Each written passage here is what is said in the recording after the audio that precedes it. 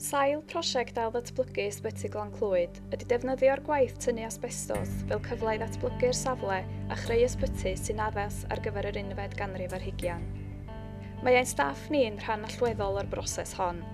Wrth fynd rhagddi i ddatblygu ein theatr newydd, y mortiwri a'r ganolfan brofedigaeth a'r adeilad patholeg, rydym wedi gwrando ar farn ein staff o'r cychwyn cyntaf wrth rannu syniadau, dylunio'r cynllun ac yn ystod y cyfnod adeiladu.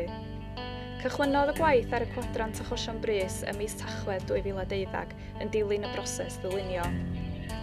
Mae'r holl waith o gasglu, cynllunio ac adeiladu'r cyfleustera yma wedi bod yn waith tîm rhwng y staff mwyn gwella'r gofal sy'n cael ei ddarparu i gleifion.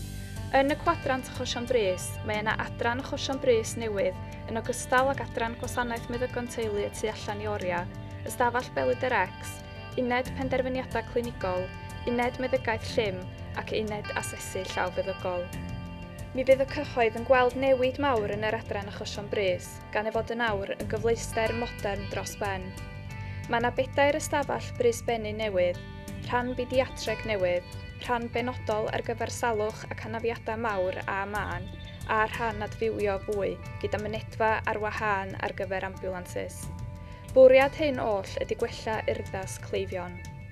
Ar y llawr cyntaf, mae yna 4 theatr fodern newydd sydd yn mynd law yn llaw ar datblygiad theatr cyntaf a agorwyd ym mis Mai 2012. Bwriad y cyfleustera newydd yma yn Ysbyty Glan Clwyd ydy ein helpu ni i wella'r gofal rydym ni'n darparu i gleifion.